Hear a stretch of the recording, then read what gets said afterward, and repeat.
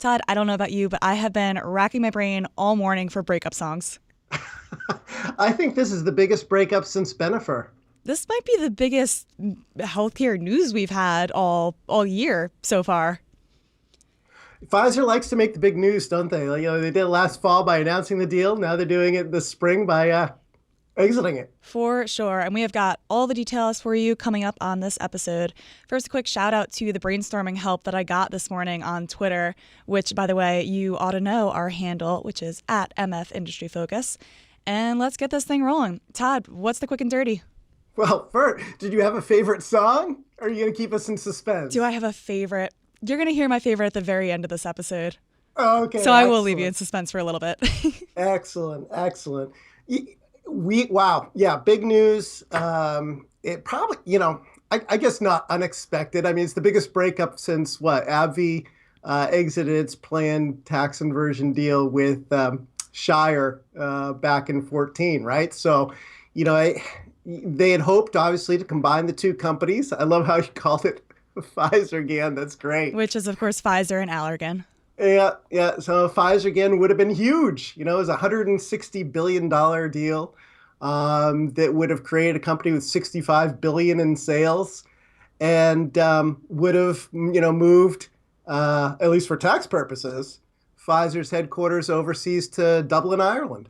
Yeah, and that's really where the crux of this issue is. So there had always been some speculation that the government, the US government, might block this deal over antitrust concerns or over the fact that, oh, hey, maybe we don't want to lose all of our tax revenue from Pfizer. But I would say that Allergan investors, I don't know. There was some implication that the market might have been underpricing Allergan a little bit compared to where Pfizer had put them at with this deal, which would Yeah, the imply, arbitrage there was yeah, huge, right, Christine? yeah, exactly. So that would imply that there was a little bit of doubt that this was going through, but the executives of both companies were very confident in their words about how they absolutely expected this to go through. And I don't think it was until overnight on Monday when investors truly heard it through the grapevine that the new U.S. Treasury regulations were going to come out and pretty much put the kibosh on this deal. Wait, Christine, did you just say that management was overly optimistic? I mean, I don't want to say overly. I was as optimistic as them, so maybe I was overly optimistic too. But really, I mean, given the guidelines that had existed, you would have thought that this deal was going through, but they completely rewrote the terms, changed the rules of the game. The goalposts got moved, absolutely. Washington doesn't want to lose their tax revenue, and I can't say that I blame them. Last fall, you saw the Treasury Department issue a bunch of new rules trying to thwart planned tax inversions, and on Monday they did it again. Only this time they designed it specifically to kill this deal, and sure enough they succeeded. They dealt a death blow uh, with a stroke of a pen. Yeah, and of course, they said that this wasn't specifically for this deal, but Right.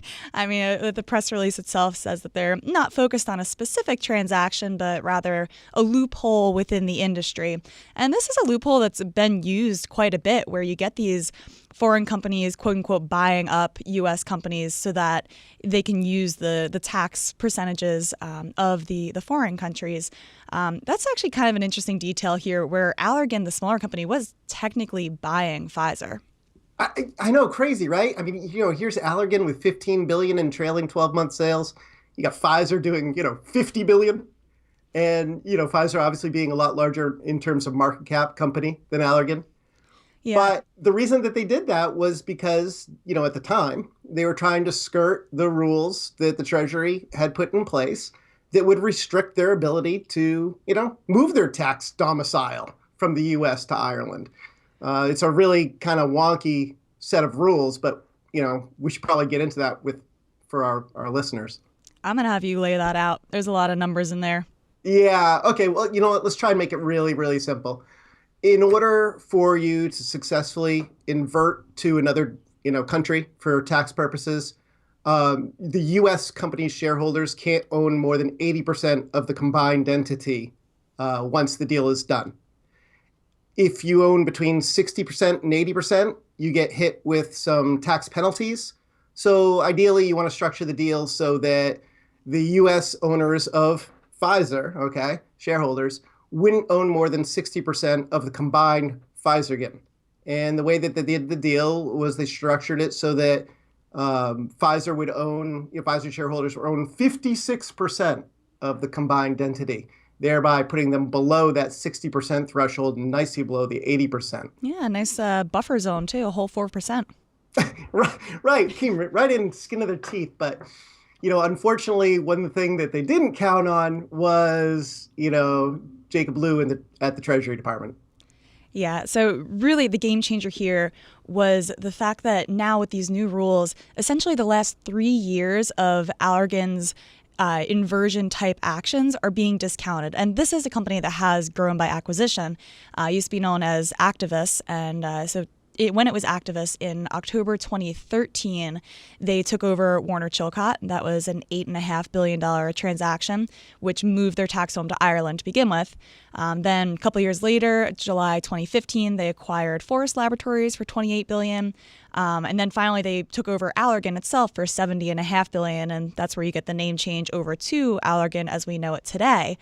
So with these new rules, they're essentially discounting the value of those acquisitions from the value of Allergan. Right. So basically, they're telling Pfizer that, hey, when you do that calculation, guess what? You know how big Allergan is? Well, you know how big it got over the last 3 years because of its acquisitions? Those acquisitions don't exist. So do your math again. And sure enough, I'm sure that Pfizer crunched those numbers every way they possibly could and weren't able to get it below that 60% threshold.